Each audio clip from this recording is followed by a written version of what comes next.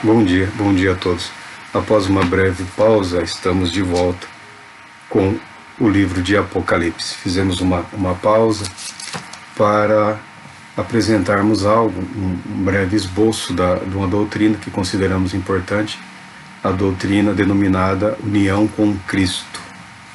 Eu considero relevante esse ensinamento porque ele nos concede uma perspectiva muito prática, muito útil de como deve ser a nossa vida, de como pode ser a nossa vida em Cristo Jesus. E nos concede uma garantia, porque a oração é um ato de comunhão com o Senhor. Não só explica, como estimula a fé, a perseverança, nos encoraja, nos dá ânimo. E voltamos agora ao livro de Apocalipse, no capítulo 4. Depois desses acontecimentos, observei uma porta no céu, e a primeira voz que eu ouvira, voz como de trombeta, falando comigo, chamou-me: sobe até aqui, e eu te revelarei os eventos que devem ocorrer depois desses. Depois de ter sido mostrado para João, para o profeta João, a situação da igreja de Cristo, segundo a revelação que ele teve do próprio Cristo, mediada por um anjo. Agora, João é convidado para uma nova etapa de tudo aquilo que o Senhor tinha para mostrar para ele. E ele fala que vê uma porta, um portal aberto no céu, e a voz primeiro é a voz de Cristo, o Senhor o chamando: sobe até aqui. João é convidado. Eu sei, eu venho de uma infância no catolicismo romano, uma infância e uma parte da adolescência no catolicismo romano, depois uma conversão a Cristo, na perspectiva de igrejas evangélicas renovadas e pentecostais. É a mesma coisa, mas eles gostam de se dar nomes diferentes. E eu sei que essa visão, principalmente com relação aos jovens mal informados, mal orientados, muita gente tem um sonho, uma fantasia, ou até mesmo um desejo, que eu até entendo ser natural, de uma visitinha ao céu, de poder dar uma olhadela nas coisas que ocorrem no horizonte espiritual, de onde emana toda a vontade, todo o decreto de Deus, o Pai, para com relação às nossas vidas. Muitas pessoas, umas por ingenuidade, outras por má formação mesmo, e outras sabe lá Deus quais são os motivos. Tem esse desejo, esse aspecto, tem na sua fé, na sua vida devocional, na sua vida diária, tem essa pretensão, tem esse aspecto de desejo de espiritualidade, essa vontade de estar com, ou essa vontade de estar em. A doutrina da união com Cristo, ela deveria satisfazer as nossas vidas, a nossa alma, a nossa mente, o nosso intelecto. A verdade da palavra de Deus deveria e deve nos saciar, porque a Bíblia fala que o justo viverá pela fé. O que o apóstolo viu, ouviu, o que a ele foi mostrado, o que a ele de Cristo foi revelado, tem o escopo, tem o objetivo principal de ele ser o porta-voz dessas verdades para a igreja de Jesus Cristo, para todo o corpo. Então não é uma questão de espiritualidade por espiritualidade, não é algo assim que ele desejou e foi satisfeito. Tem uma incumbência, tem um vínculo de: você é meu, eu te trouxe aqui para te mostrar o que está encoberto, e você deve informar as igrejas o que vai acontecer e o que está acontecendo. É enxergando Cristo através de eventos até mesmo terríveis, perseguição, morte, violência. Onde Cristo está quando ocorrem esses momentos difíceis na vida? Os cristãos algumas vezes se voltam para Cristo de modo a questionar, né? Onde Cristo estava. Na verdade, estão confrontando o Senhor com a sua incapacidade de aceitação de que vivemos num mundo dominado pelo pecado. Para quem gosta de distribuir o evento em eras, a humanidade vive, a humanidade cresceu, a humanidade prosperou sob o domínio do pecado, nessa era do pecado. Com a graça de Deus, com a proteção de Deus, perseverando em fé, mas sob o domínio do pecado. Nós não conhecemos, nós não sabemos o que é um mundo perfeito. Nós não sabemos o que é um mundo sem uma humanidade sem ódio. Nós gostamos aí de acreditar que algumas pessoas que entre nós viveram eram pessoas assim sobrenaturais, de modo assim só amar tudo, perdoar. O ser humano, ele não é muito diferente um do outro. Nós temos obrigações em Cristo de exercitarmos o domínio próprio. Mas a própria Bíblia declara, Tiago declara, que Elias era homem semelhante a nós, sujeito às mesmas fraquezas, às mesmas tribulações, às mesmas angústias. E Elias é um daqueles homens muito admirado pelo efeito prático das suas orações, né? Orou e ficou um tempo sem chover, fome, seca. Ele estava agindo de acordo com a vontade de Deus para mostrar ao povo que estava perdido na idolatria de que aqueles deuses não tinham verdadeiro poder sobre nada. E no momento apropriado ele orou de novo e Deus mandou a chuva. Elias era homem semelhante a nós. Eles não têm um DNA pré-espiritual, eles não têm uma marca diferente. Foram alcançados pela graça e pela graça foram elevados a um ministério, a uma atividade, a pessoa certa, no momento certo, nas mãos de Deus, pode fazer a diferença. A importância da doutrina, na minha opinião, na minha concepção, é essa. Ela te garante a tranquilidade de modo a que você não se exponha a seguir por caminhos que são condenados pela palavra de Deus. Mas aqui João é convidado ao céu. O céu, para nós, é uma definição aqui não muito complicada, estou com duas Bíblias aqui, de volta com a do rei Tiago. O céu é o lugar onde está o trono de Deus. O céu é o lugar onde mais facilmente Deus pode ser encontrado.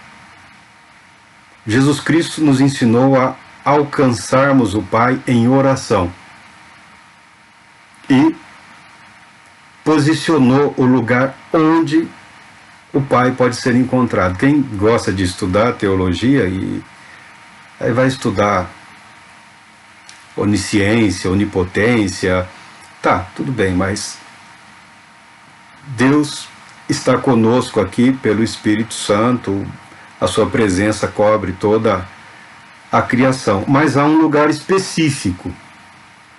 Porque Jesus coloca o céu? Porque no céu não há contradição à vontade de Deus. O domínio de Deus no céu é perfeito. Muito embora, em algum momento no passado, tenha ocorrido lá uma rebelião, e pelo que a Bíblia nos ensina, 1/3 dos anjos se rebelaram, seguiram ao Lucífero lá e fizeram oposição a Deus. Muito embora o Todo-Poderoso não tenha diretamente se envolvido na batalha, que a Bíblia declara que os anjos expulsaram Satanás e os seus anjos do céu. Eles tentaram voltar, foram devidamente expulsos. Então o céu é colocado como lugar onde Deus pode ser mais facilmente encontrado por nós, pela fé em oração. Por que nós podemos alcançar o céu tão facilmente? Porque nós temos alguém lá. Nós temos Jesus Cristo lá. E de certa forma, como nos ensina a doutrina, nós estamos em Cristo. Nós somos ouvidos pelo Pai em Cristo. E o céu tem alguém aqui conosco, que é o Espírito Santo. Então esse elo de comunhão, ele rompe com toda a distância, com toda a dificuldade, com toda a suposta hierarquia necessária para se atingir esse lugar. Eu falo esse negócio da hierarquia porque tem algumas pessoas se metendo aí em atividades mentais para as quais não foram preparadas, não estão preparadas, leva-se uma vida para se preparar para esse tipo de exercício e não há nenhuma garantia de que esses exercícios poderão redundar numa experiência espiritual genuína. Se Deus quiser te mostrar algo, se Deus quiser te revelar algo, Ele o fará, apesar das suas limitações, apesar da sua situação, seja ela qual for. Deus assim agirá livremente, porque Ele é Deus. Ficar se apegando a uma escadinha, né? Jacó só viu a escada, Jacó nem tentou subir pela escada. Jacó foi para onde ele havia proposto ir, para fugir do irmão, que ele estava com medo do irmão. Ele estava deitado, dormindo, e em sonho ele viu uma escada, e através dessa escadaria, anjos subindo e descendo, uma escada que levava até o céu. Foi só, e ele continuou vivendo a vida dele. O que falta hoje na vida de muitos cristãos é aceitar que tudo que você pensa em termos de espiritualidade deve refletir na sua vida diária. É o desafio do dia a dia, é o desafio da vida. E é um grande desafio. E é um desafio tremendo. É um desafio para todo mundo. É um desafio a toda hora. É não tentar criar só um momento supostamente mais espiritual do que o resto. Nós devemos ter sim um momento para oração, um momento para meditar na palavra de Deus, mas devemos reservar tempo, porque é possível. A pessoa mais ocupada também dispõe de tempo para. Ninguém trabalha às 24 horas do dia. Ninguém. É mentira. Ninguém trabalha às 12 horas do dia. Não, não é verdade. Em algumas atividades a pessoa se dedica, mas nessas 12 horas ele desenvolve as outras atividades da vida dele. O trabalho envolve o cotidiano. Ele tem momentos de descanso, de refeição, e envolve o trabalho nisso tudo. A recompensa ou não virá com o tempo. Né? Eu estou agora entrando já do meio para o fim, praticamente 2/3 da minha vida. Eu sei que com o tempo você vai receber ou não a recompensa da sua dedicação ao trabalho. Quem faz do trabalho a sua vida pode não ter tido tempo para outras coisas ou outras pessoas, e é nessa idade que se envelhece que as pessoas passam a lamentar. Já não são mais tão úteis para o trabalho, mas também não se dedicaram o tanto que poderiam ter se dedicado à família, aos filhos, à esposa, ou ao marido, ao lazer, à recreação, à atividade física para manter a saúde. Aí envelhece aquela situação desagradável e triste. Então, como nós administramos o nosso tempo, é responsabilidade nossa. Ah, mas o dinheiro, então, é sempre o dinheiro, né, meu irmão? É sempre o dinheiro, né, meu irmão? E o dinheiro nunca é o suficiente, né? Essa é a verdade do dinheiro. A pessoa tem 10, mas se eu tivesse 15, se eu tivesse 50, se eu tivesse 100, 1 milhão, 1 bilhão, hoje o mundo já fala em trilhão aí, e não resolve nada. Dá para viver com menos, dá para viver bem com menos, dá para viver em paz, dá para viver em alegria, dá para viver em harmonia, mas cada um vive como se propõe a viver. Nós estamos falando aqui de Apocalipse e o convite que João recebeu para ir ao céu. E ele foi. Imediatamente me vi absolutamente tomado pelo Espírito, e diante de mim estava no trono, e diante de mim estava um trono no céu, e nele estava sentado alguém. Não é a primeira visão do trono celestial que a Bíblia mostra. Eu estava falando ali há pouco com essa pessoa que tem essa, vamos dizer, ambição, esse desejo de uma visão do céu. Olha, o céu não é totalmente novidade para o apóstolo. Não é totalmente novidade. Porque esses homens estudavam e muito, dedicavam muito tempo à palavra de Deus. Se você voltar no Antigo Testamento, no Êxodo, nós vemos que Moisés, depois do fracasso do povo, do evento lá do bezerro de ouro, enquanto Moisés estava no monte recebendo os mandamentos, as tábuas da aliança, o povo, ou parte do povo, descambou em idolatria muito rapidamente. E após esses eventos, Moisés pediu uma visão de Deus. Olha que Moisés desfrutava de uma intimidade, de uma comunhão com Deus como nenhum outro homem havia desfrutado. Moisés é o primeiro profeta, é o primeiro homem chamado por Deus e enviado para uma missão, comissionado, e ele cumpriu bem essa missão. Mas em determinado momento, num momento de desgaste emocional muito grande, Moisés pediu, está em Êxodo 33:18, rogo-te que me mostres a tua glória. Moisés subia ao monte, lá descia uma nuvem em glória, Deus falava com ele falava com Deus, ele aprendia de Deus, mas num determinado momento isso não pareceu mais suficiente para Moisés. Ele precisava, ele desejava, ele ambicionava algo mais. O que nós podemos entender é que ele estava terrivelmente frustrado e decepcionado com o povo que ele era o representante diante de Deus. E o Senhor fala com Moisés e declara que continuando aqui, e acrescentou, palavra do Senhor a Moisés: não me poderás ver a face, porquanto homem nenhum verá a minha face e viverá. E o texto aqui no 34 continua: tendo o Senhor descido na nuvem, ali esteve junto dele e proclamou o nome do Senhor.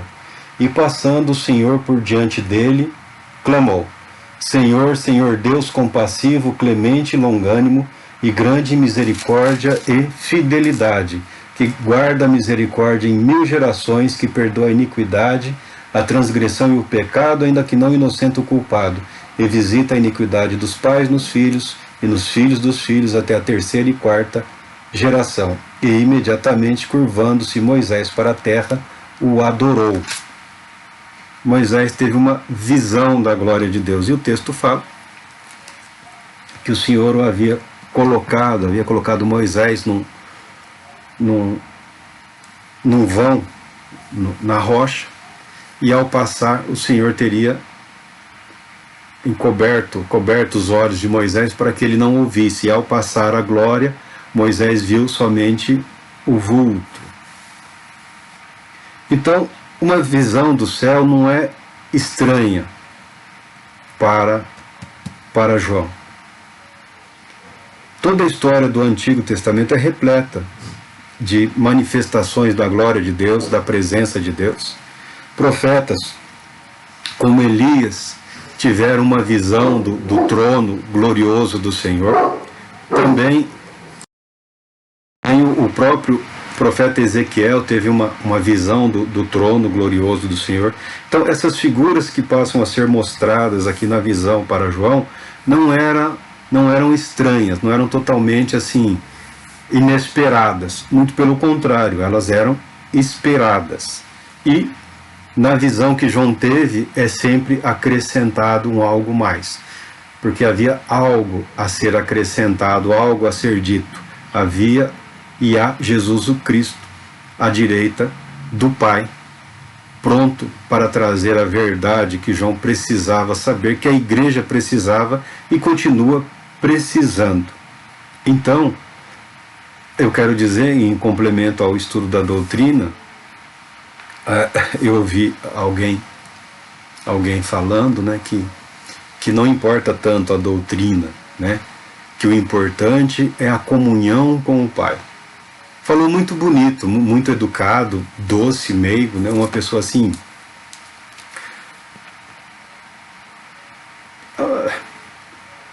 E ele segue lá o caminho dele. Mas não me emocionou, não me convenceu.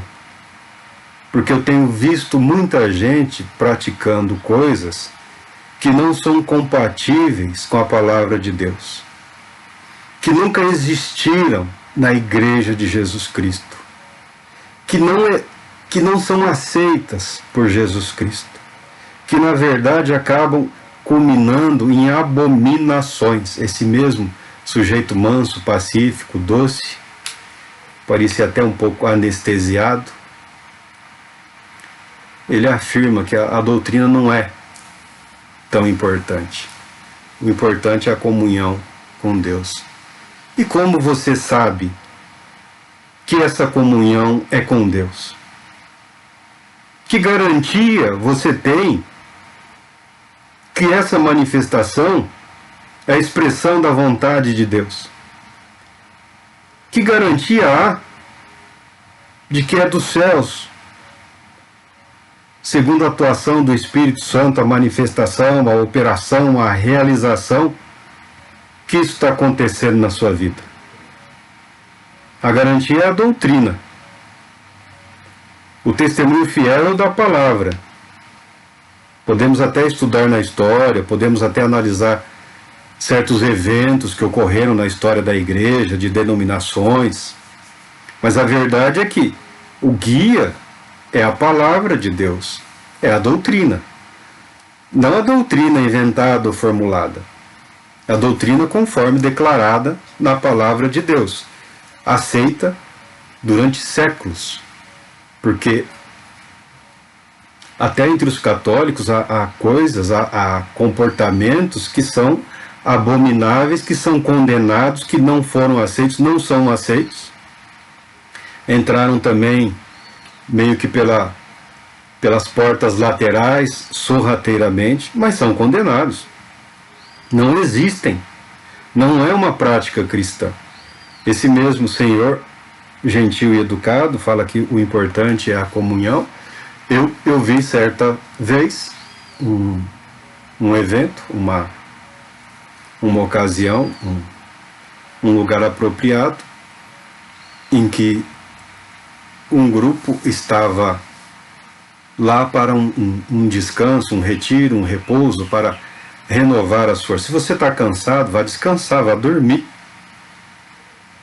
Tira lá uma semana de folga. Descanse, renova sua mente, o seu coração. Descansar mesmo. Está estafado, fadigado, foram meses de trabalho, anos de trabalho contínuo. Está cansado, é só isso, é só cansaço. O descanso vai te ajudar.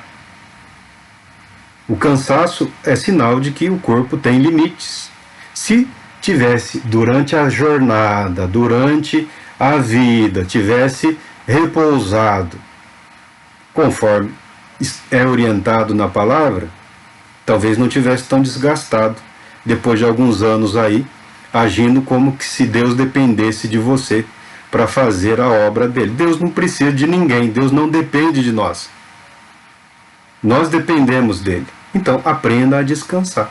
E nesse suposto retiro aí para renovação espiritual, havia algumas práticas, alguns comportamentos, algumas pessoas supostamente hábeis, capacitados, habilitados para alguns processos aí, como que infundindo algo naquelas pessoas, ou doando, ou... Não parece cristianismo. Não parecia cristianismo, parecia outra religião. Que eu não quero citar em respeito, porque eu não gosto da agressividade. Eu respeito. Se tem uma coisa que eu respeito é a religiosidade humana. Se tem uma coisa que eu respeito é a mente humana que é voltada para o sagrado. Eu respeito. Eu não concordo como prática para a minha vida por ser cristão. Eu não concordo. Eu não posso estar junto. Eu não posso. Não posso participar. Se alguém chama e fala, eu sinto muito. Eu não posso participar, porque o meu Deus não me permite participar dessas coisas. Não fará bem para mim e não fará bem para vocês.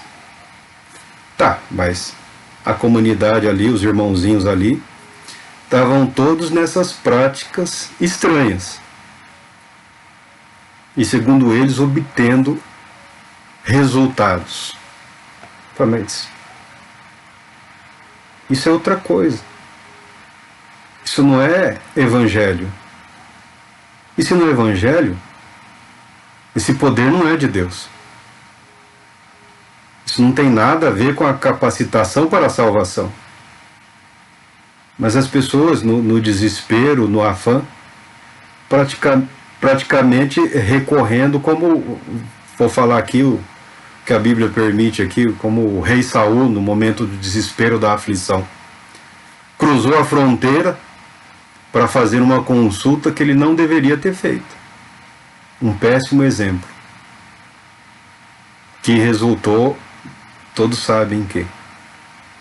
E algumas pessoas praticamente desesperadas, procurando uma resposta, a resposta só pode estar na palavra de Deus. Deus deixou registrado aqui.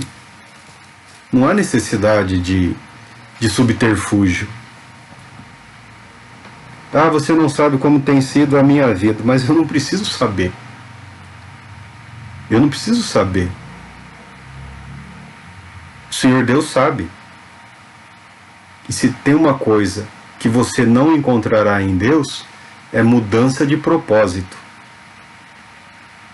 O seu momento é o melhor momento para buscar verdadeiramente a Deus. O apóstolo Paulo, quando foi abordado por Jesus Cristo, teve uma visão de Jesus Cristo, ele se refugiou por 3 anos. Ele foi estudar a palavra de Deus. Que como rabino daqueles tempos, ele praticamente já devia tê-la memorizado. Não só os escritos, os profetas, os salmos, mas também os ensinamentos paralelos que eles tinham e que eles têm até hoje.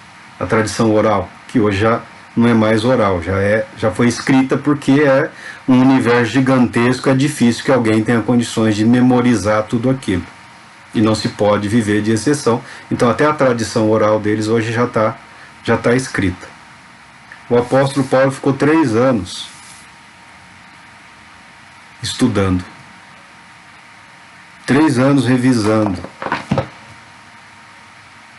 antes de iniciar mansamente o seu ministério. Então, uma boa dica para você que está nessa angústia, nessa aflição, nessa armadilha de espiritualidade, eu recomendo que você se dedique ao estudo da palavra de Deus. Você se dedique à leitura da Bíblia.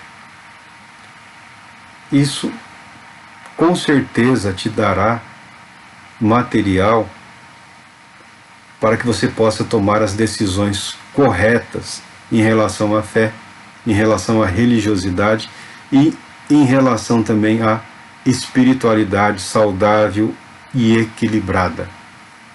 A nossa vida se realiza aqui. Mas João foi levado aos céus e imediatamente, ele fala, me vi absolutamente tomado pelo Espírito. e diante de mim estava um trono no céu e nele estava assentado alguém. O Espírito Santo foi quem proporcionou, foi quem operacionalizou essa visão dos céus. E lembrando que João também estava acompanhado de um anjo. Ou seja, todas as garantias foram dadas para que a mente dele fosse capaz de suportar e de absorver tudo aquilo que ele estava vendo. É uma visão, ele não foi para o céu. Ele teve uma visão do céu. Tá? Ele não foi lá. Ele não desencarnou, não.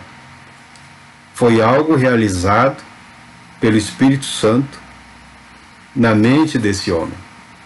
E a mente dele se manteve intacta. A mente dele se manteve íntegra. Ao ver o céu, ele vê primeiro o trono.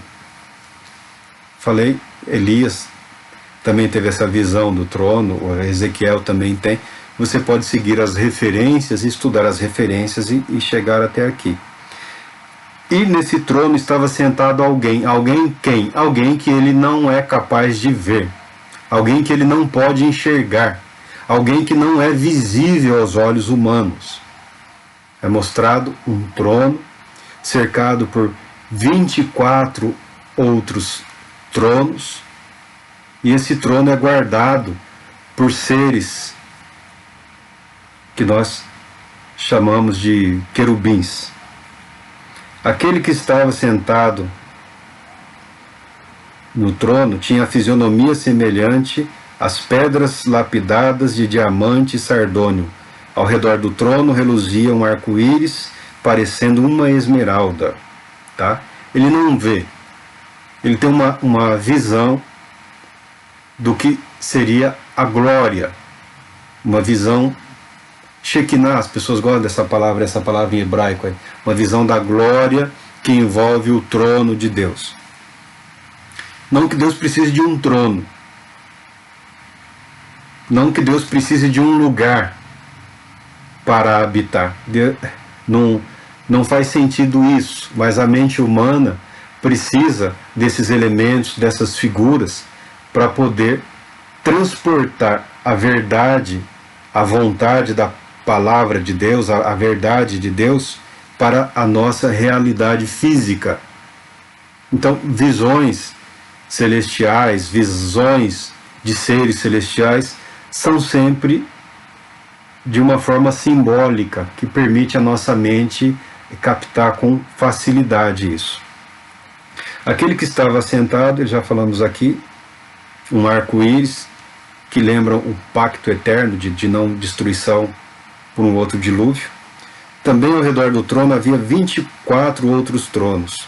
Vi assentados sobre eles 24 anciãos, vestidos de branco e com coroas de ouro sobre a cabeça. Do trono emanavam relâmpagos, vozes e trovões. 24 anciãos. 24. Algumas pessoas acham que esses 24 tronos aqui seriam uma visão de anjos, que seriam como que governadores, são seres que administram, que auxiliam no governo, agindo de acordo com a vontade de Deus. Mas se fosse uma referência a anjos, não estaria a figura aqui dos anciãos.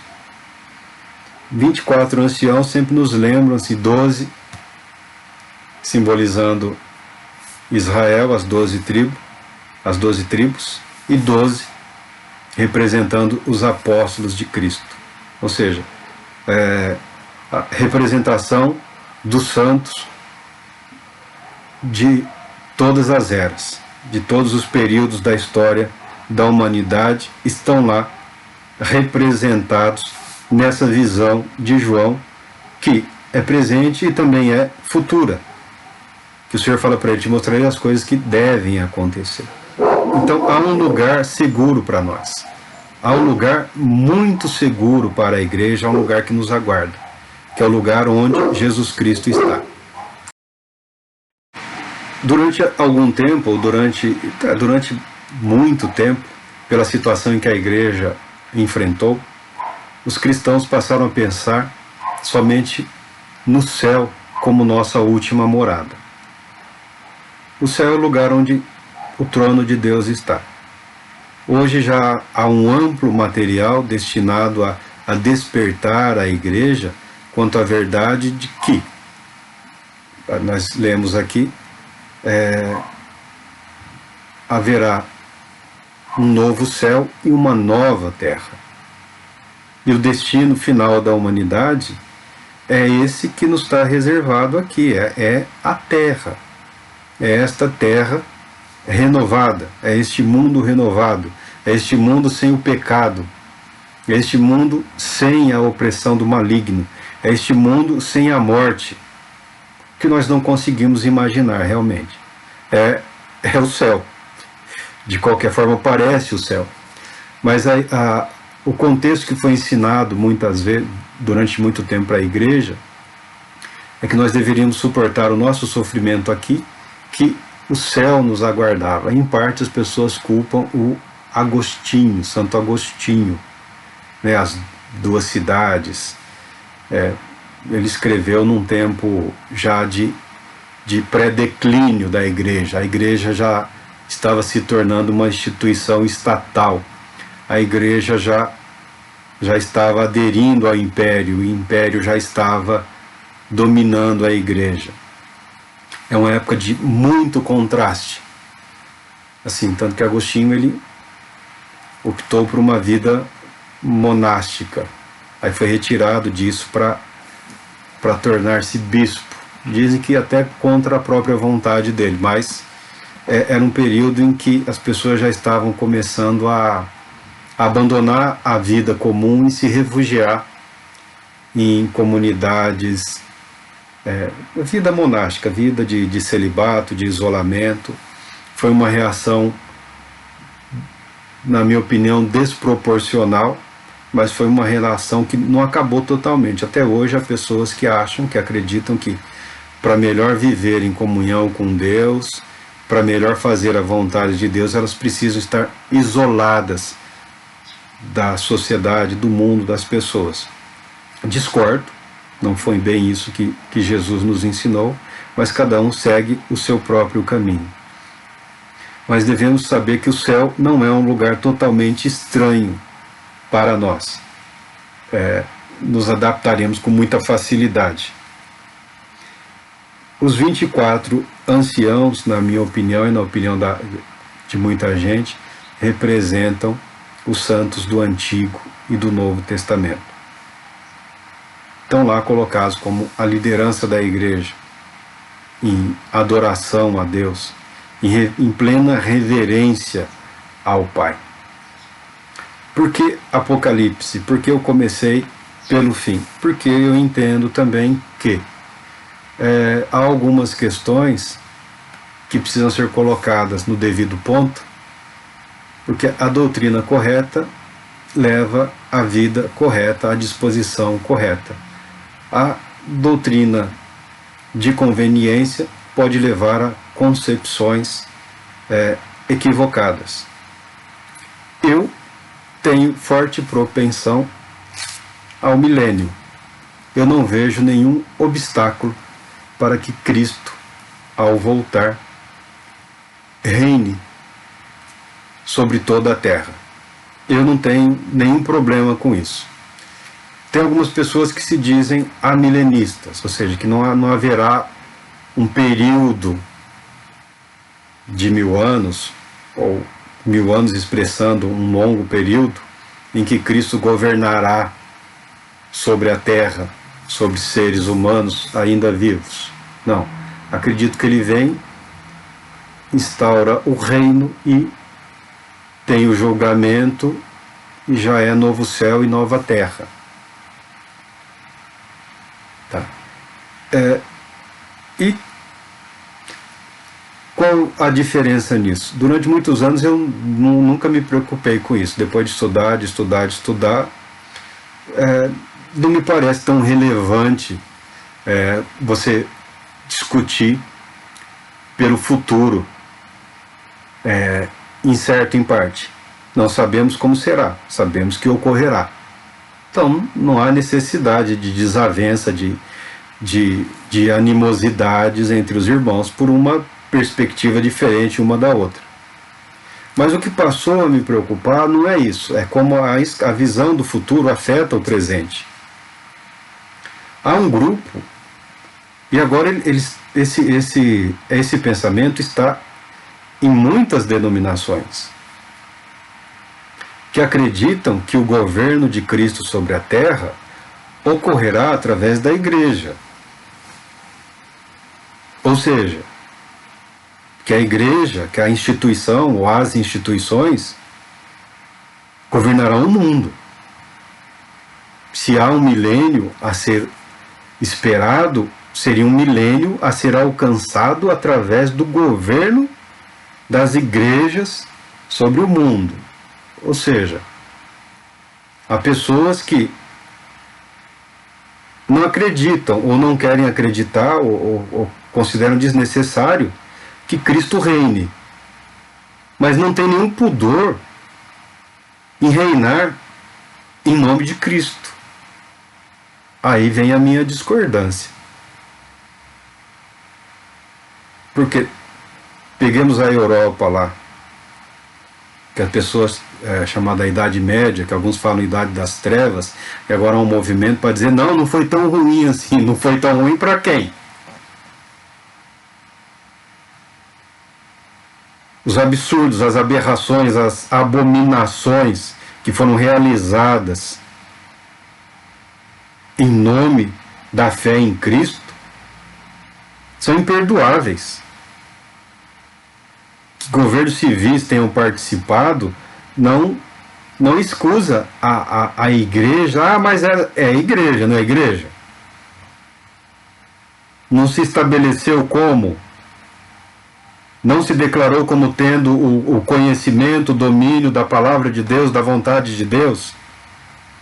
Não estava lá para dizer que estava glorificando o bom nome do Senhor Jesus Cristo? Então, toda tentativa de governo eclesiástico,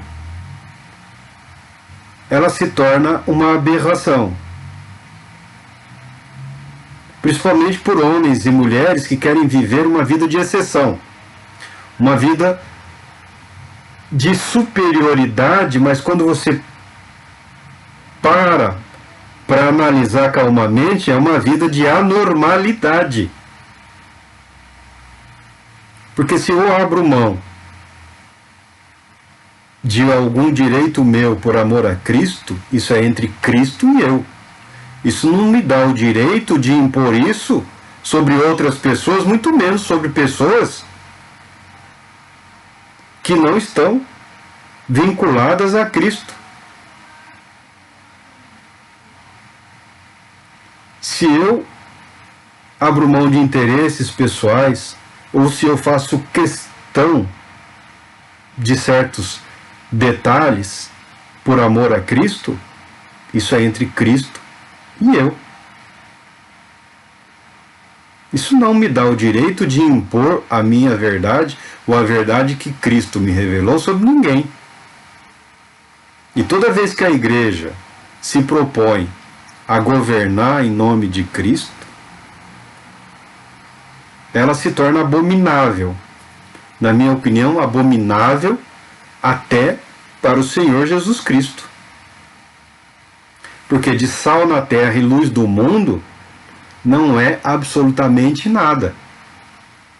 Torna-se um governo de tiranos e de moralistas.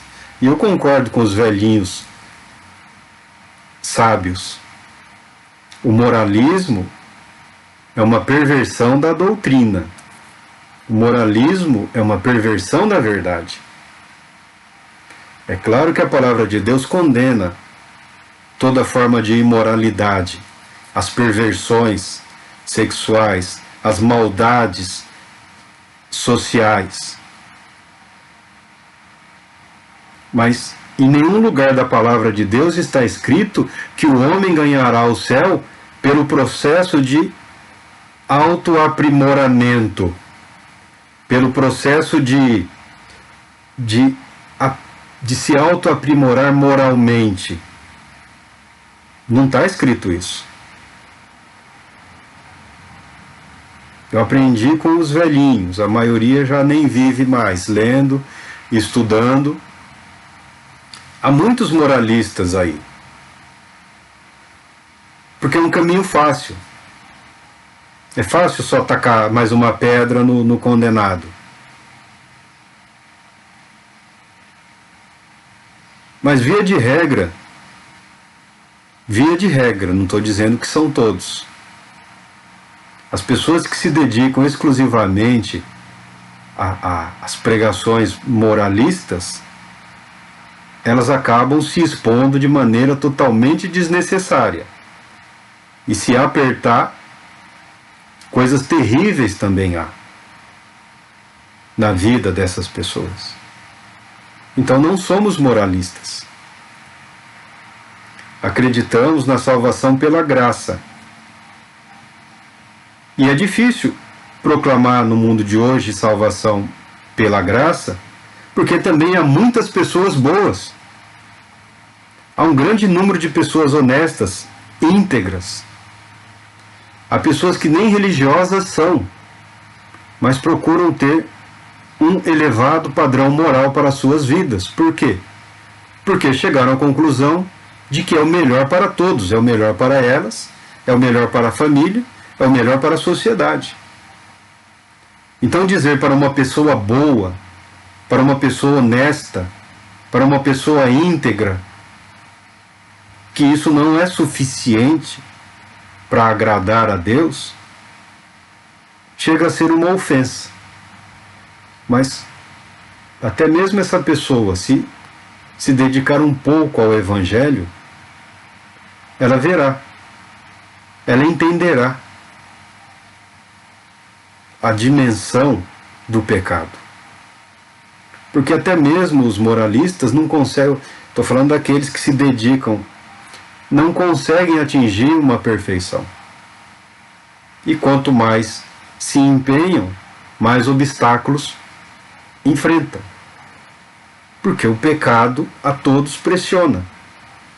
O inimigo a todos ataca. Aos bons e aos maus. Então, também os moralistas sofrem a pressão do pecado, a opressão do inimigo, a opressão do mundanismo. Muitas pessoas estão insatisfeitas com a maneira com que o mundo se mostra hoje, com que a sociedade caminha ou é conduzida. Todos querem uma sociedade melhor e um mundo melhor. Mas o que o livro de Apocalipse nos mostrará mais claramente é que nenhum esforço humano será capaz de promover uma sociedade perfeitamente saudável, equilibrada e santa, de modo a agradar a Deus. Por isso que se vê as tragédias em Apocalipse. Porque é como se a própria criação se dedicasse a mostrar as fraudes, as falhas. Admiramos o padrão de vida da América do Norte, admiramos o padrão de vida de vários países da Europa, mas só são admiráveis se você se recusar a enxergar como eles conseguiram esse status social e econômico.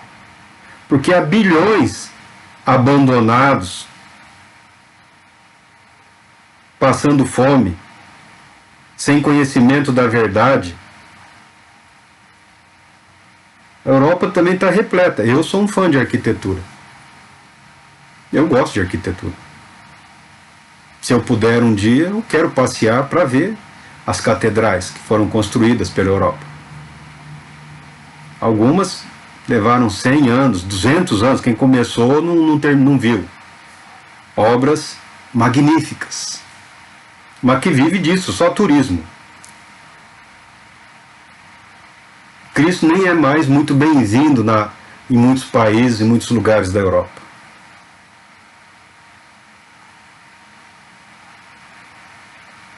Então não foi algo que passou para outras gerações, que foi plenamente justo, santo ou perfeito. para terem sido abandonados, para tantos prédios vazios, alguma coisa há que as pessoas descobriram. Alguma coisa de abominável aconteceu ali. Alguma coisa terrível fez com que o sujeito vive perto de uma catedral magnífica, mas ele não entra lá mais nem, se não fosse os turistas, estaria fechado. Nós temos hoje esse processo também no Brasil, né, de construções magníficas, de construções grandiosas, né? Nós gostamos muito de reproduzir a aparência e a fachada, como se tudo estivesse bem. Não, não está bem. Não está nada bem. E investir na aparência não vai fazer com que a situação, com que as pessoas se tornem agradáveis a Deus. O nosso Senhor Jesus Cristo declara: eu sou o caminho, a verdade e a vida. Fala para João: João, eu preciso te mostrar algo. Imediatamente ele está lá. O processo pelo qual ele foi preparado para isso foi a vida de dedicação verdadeira à obra de Deus. A vida capacitada pelo Espírito de Deus. Estava lá na ilha, preso, sem saber se ia ser condenado à morte ou esquecido ali. E Jesus aparece, Jesus o chama para dizer: eu tenho algo mais para você. Tem uma tarefa importante. É possível que você que me ouça, que me veja, que se interesse, o que essa mensagem chegue até você, você imagine que a sua vida passou do ponto, que não há mais propósito nem objetivo prático. Isso não é verdade. Você não está esquecido. Você não está fora do plano e do propósito de Deus. Quando falamos da doutrina, algumas pessoas se tornam preguiçosas. Mas talvez porque elas não tenham sido verdadeiramente alcançadas pelo Evangelho de Jesus Cristo. Talvez porque elas estejam somente acomodadas com o ambiente religioso, que proporciona uma vida social, facilita alguns interesses econômicos e por aí afora. Mas a compreensão correta e adequada da doutrina nos leva a um compromisso de vivermos de modo digno do Evangelho. Vivemos para o nosso Senhor e Cristo, limpando a nossa vida, purificando, empurrando para longe, abandonando práticas estranhas, rituais estranhos, comportamento inadequado, inapropriado. É possível?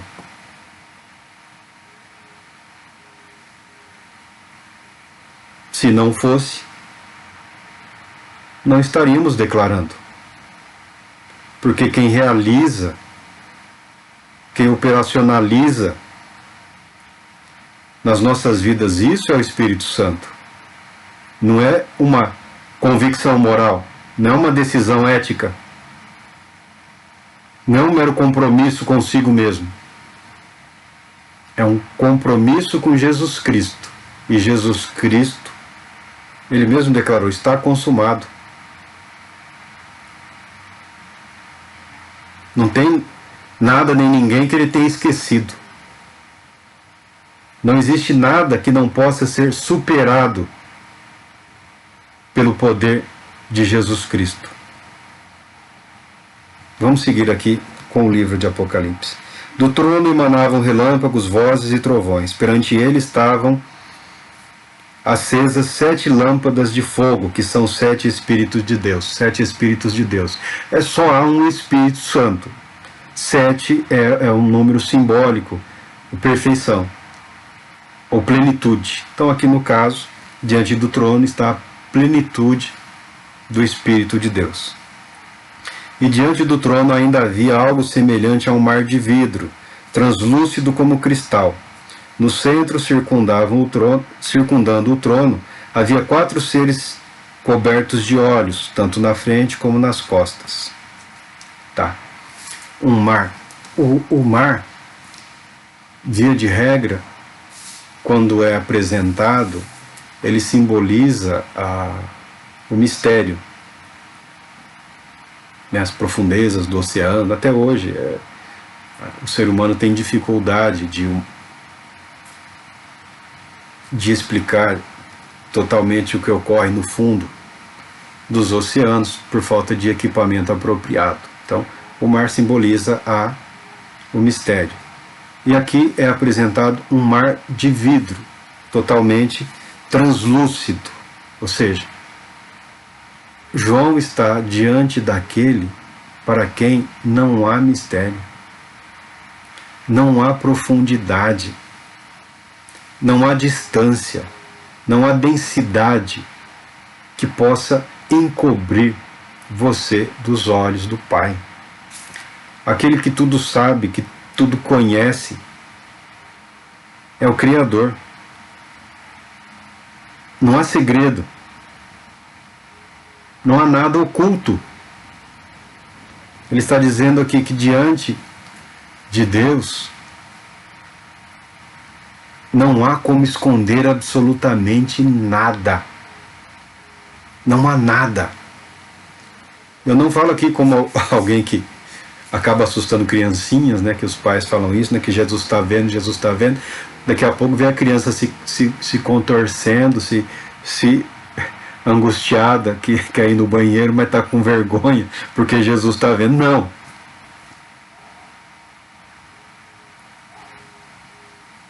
Se não há nada que esteja oculto aos olhos de Deus, não há nada que Ele não possa curar.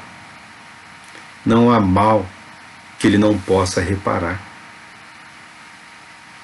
Não há pecado que Ele não possa perdoar. Ah, mas tem aquele... Para. Esse é o pensamento do novo convertido, do inapto, que não está preparado, do incapaz. Pessoas que deviam ter as bocas fechadas.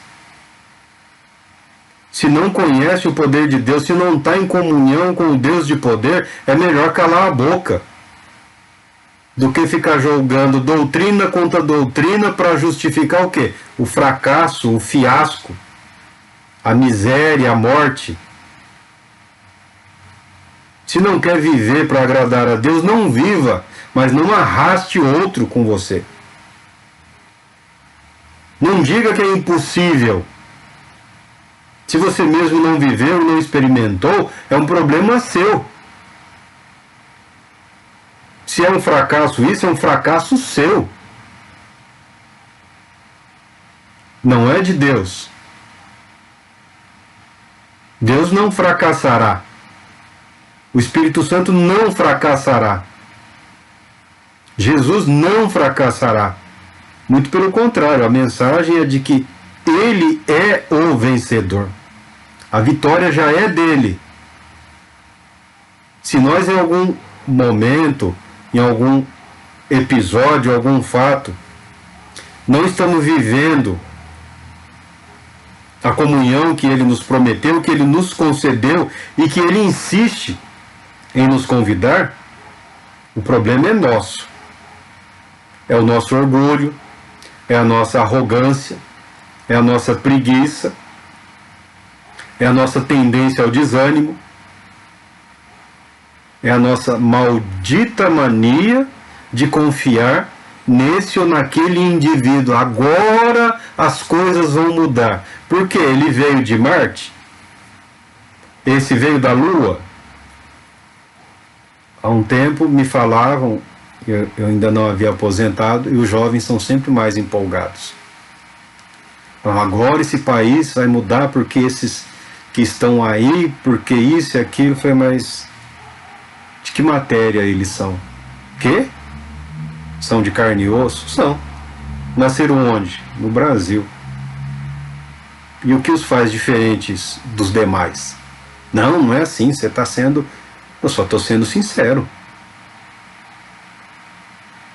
Eu sei que todos erraram e devem, e quem errou deve ser punido. Agora, de onde se tirou a ideia que esse são melhores do que o restante da humanidade? Toda vez que você permite que se personifique algo, que alguém personifique o poder, a justiça, a ordem, que alguém personifique a verdade, é um fracasso retumbante.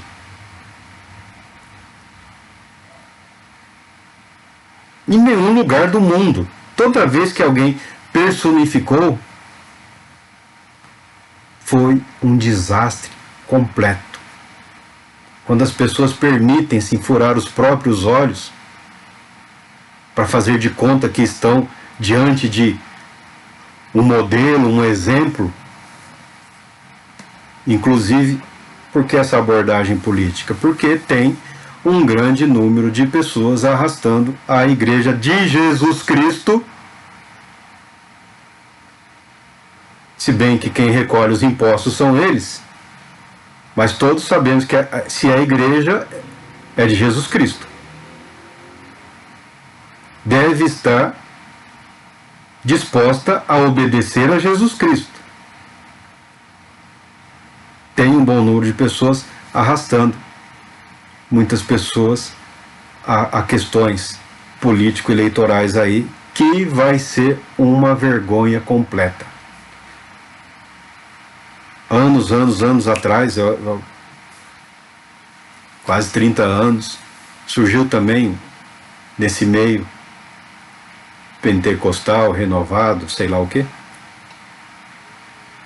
um nome e fala, não, esse é o cara. Até veio um tal profeta na época, mas como profeta? Não, ele é profeta. Mas por que ele é profeta? Não, porque tá bom, então tá bom. E o cara falou lá, fez uma declaração pública até, deve ter por escrito até, assinou. Errou feio. Errou em tudo.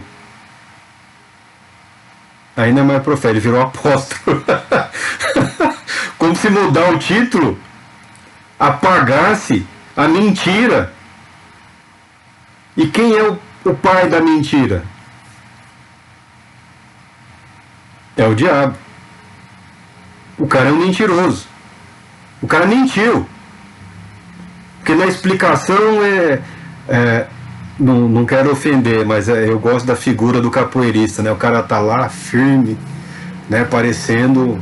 Aí você aperta, ele já sai de lado, né? Começa a dançar na sua frente. Não é bem isso, não é nada disso. Seguimos em frente. Não. Errou feio. Errou em tudo. Não acertou em nada.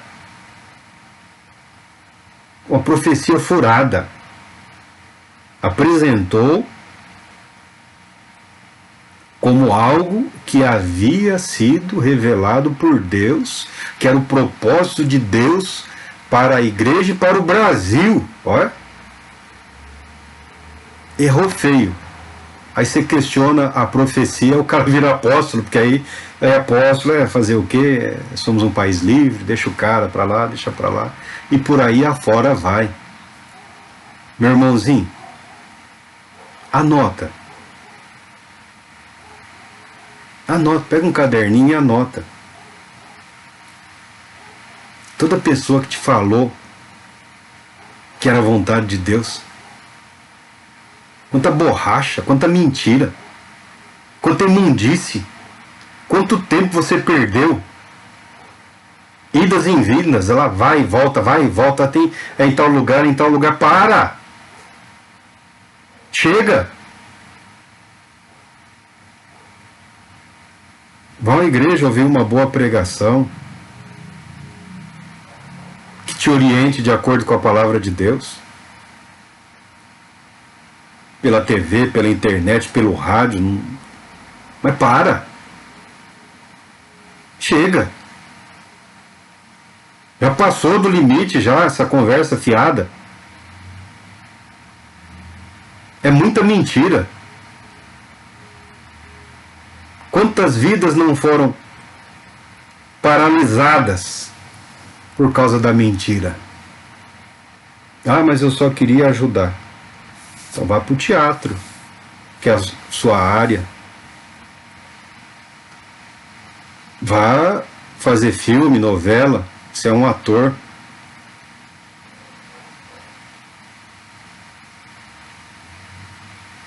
Eu vejo com tristeza a tolerância que tem sido dada ao espírito fraudulento, ao espírito mentiroso, em parte da igreja de Cristo hoje em dia. Não estou negando a verdade do Evangelho, não estou negando a verdade da Bíblia. Mas fé não pode ser usado como pretexto para manipulação.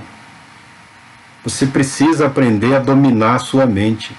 Você precisa aprender a dominar as suas emoções.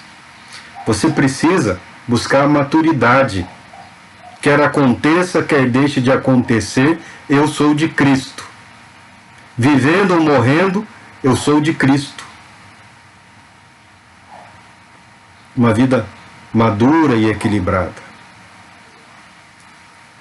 Porque enquanto muita gente sofre na fila do SUS, e graças a Deus porque tem SUS, tem muito medalhão aí, é convênio 5 estrelas.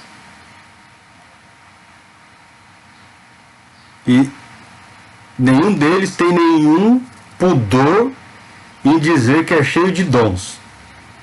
O dom da conveniência, na minha opinião.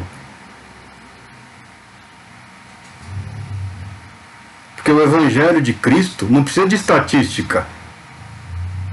A verdade de Jesus Cristo não precisa de estatística.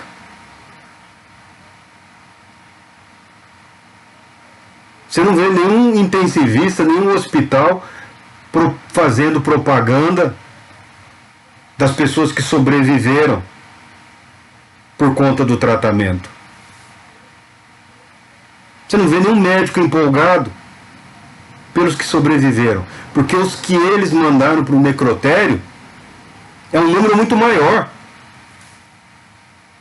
Então não há euforia.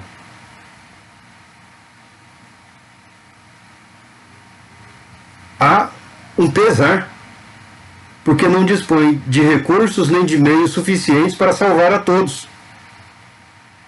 Não conseguem curar a todos.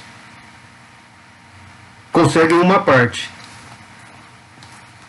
Nós tudo atribuímos a Deus. Mas usar a estatística para dizer que acontecem milagres? A vida é um dom de Deus. E a sua estatística mudaria a estatística do hospital? Foi a sua oração que mudou a estatística do hospital? Mais são os que vão para o necrotério do que os que voltam para suas famílias? Certeza que foi a sua oração que fez a diferença? Ou foi Deus soberano que não leva em conta a estupidez e a arrogância de pessoas que querem manipular a fé dos outros?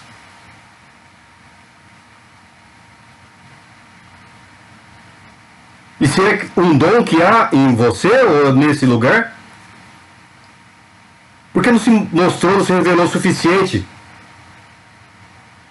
na vida daqueles que não sobreviveram?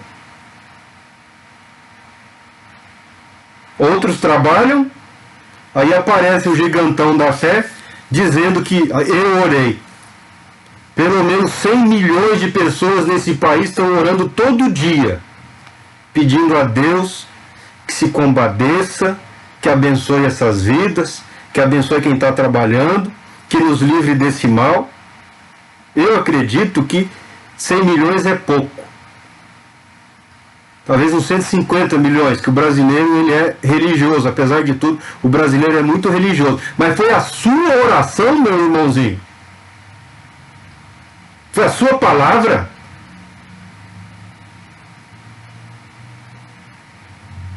Esse tipo de arrogância não pode ser mais tolerada.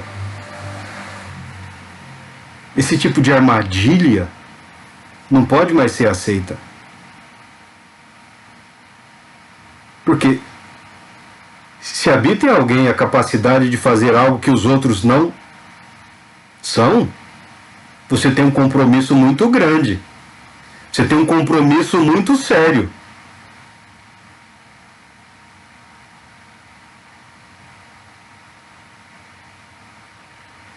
Mas voltemos aqui ao que o apóstolo viu e ouviu. Ele fala agora dos seres. O trono, quando fala que havia relâmpagos, trovões, é uma maneira de mostrar a glória e a maneira como nós não somos capazes. É basicamente uma proteção aos olhos daquele que vê aquele que não pode ser visto por olho humano. E João continua aqui mostrando. Acontece o mesmo com Isaías, acontece o mesmo com Ezequiel. Na visão que eles têm do trono, começa com o trono da glória de Deus e os olhos não suportam se manter naquela posição e o olhar dele é deslocado para o que está à volta do trono, em volta do trono, abaixo do trono. A mesma coisa acontece com João aqui. E ele fala desses seres. Os seres eram 4, estavam cobertos de olhos. São os querubins. Já é uma figura bastante conhecida da Bíblia, né? E aqui aparece repleto de olhos. Esses seres, eles refletem a glória do Criador. Eles refletem. E no refletir a glória do Criador, eles refletem algo do poder do Criador. Os olhos simbolizam a onisciência, né? Uma visão plena, perfeita, completa. Esses seres refletem isso. Funcionam como que um alerta, como que uma proteção. Deus não precisa de proteção. Deus não precisa de uma guarda pessoal. Mas toda vez que tem-se essa visão do trono, esse trono é guardado por essas criaturas magníficas que revelam algo da glória. Refletem um pouco do brilho, sempre nos fazendo lembrar da figura daquele que caiu, do Lúcifer, portador da luz. Ele refletia algo da glória do Criador. Ele era um reflexo. E ele, não sabemos explicar, mas se deixou seduzir, considerando que isso poderia ser, que ele poderia se apropriar desse reflexo da glória do Criador. É o que acontece com o irmãozinho, com a irmãzinha, que despreza a doutrina e acredita que o exercício dos dons é suficiente. Ele esquece. Se algo bom de nós há, se Deus algo realiza através de nós, é por um reflexo da glória, da bondade e do amor do Pai. Não é nosso. Se algum dom há, se alguma manifestação ou operação do Espírito Santo ocorre nas nossas vidas, isso é gratuito, isso é pela graça. Acontece ou aconteceu pela vontade exclusiva de Deus. Não é um direito ou uma posse. Muito pelo contrário, os alertas na palavra de Deus são para que o cristão não se deixe levar por isso. Não se deixe levar por isso. Dons espirituais ou manifestações espirituais não são propósito último, não são objetivo do que Cristo realizou por nós e em nós. Meios para um fim. Meios para um fim. E João vai descrevendo essas criaturas magníficas com os rostos que ele vê, né? Um rosto de leão, um rosto de touro, um de homem e um de águia. E fala também que cada um desses seres tinham 6 asas. Nós sabemos que cobre os pés, né, cobre o tronco, e muito embora anjo não precise de asa, né, mas a nossa mente limitada, a nossa mente pequena, não consegue conceber, né, o desafiar a gravidade. Então é uma visão,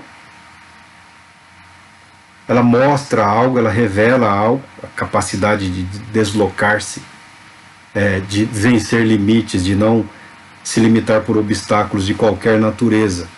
E João tem uma visão do trono desses seres, dos 24 anciãos que lá estão. E essas criaturas, elas se dedicam a proclamar a glória do Pai, dizendo incessantemente: Santo, Santo, Santo é o Senhor Deus, o Todo-Poderoso, aquele que era, que é e que há de vir.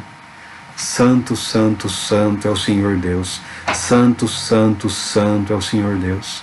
Santo, Santo, Santo é o Senhor Deus, aquele que era, que é e que há de vir. Falando da vinda de Cristo, da vinda do reino,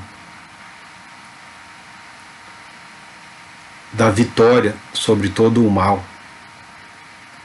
Toda vez que os seres viventes exclamam glória, honra e graças àquele que está sentado no trono e vive para todo sempre. Os 24 anciãos se prostram diante daquele que está sentado no trono e adoram aquele que vive para todo sempre.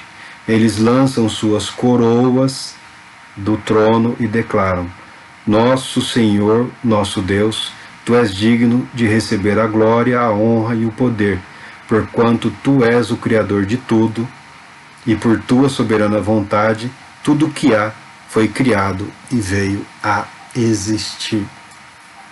A postura correta, a postura adequada, a postura devocional eterna daquele que crê, do crente, é esta. Tudo que poderia ser um símbolo, um sinal de glória, a coroa da vitória, dos vencedores, ela é lançada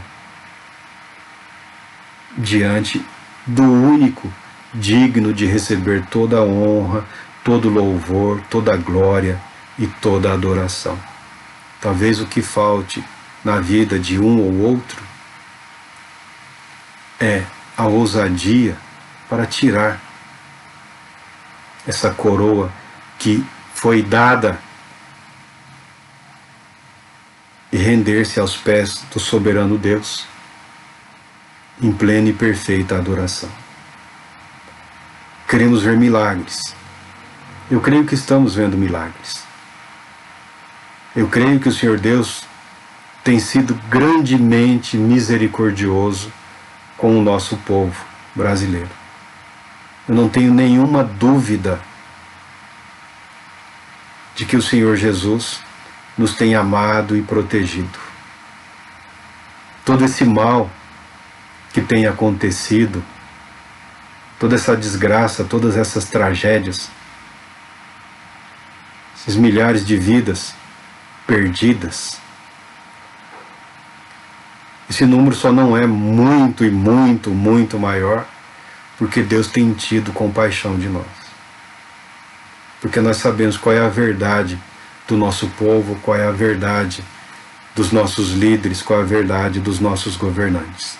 Deus tem cuidado de nós. Deus tem cuidado muito de nós. Eu falo de 150 milhões, 200 milhões orando. Eu continuo dizendo, não deixe de orar.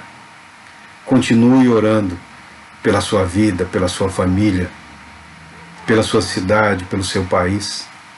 Não deixe de orar.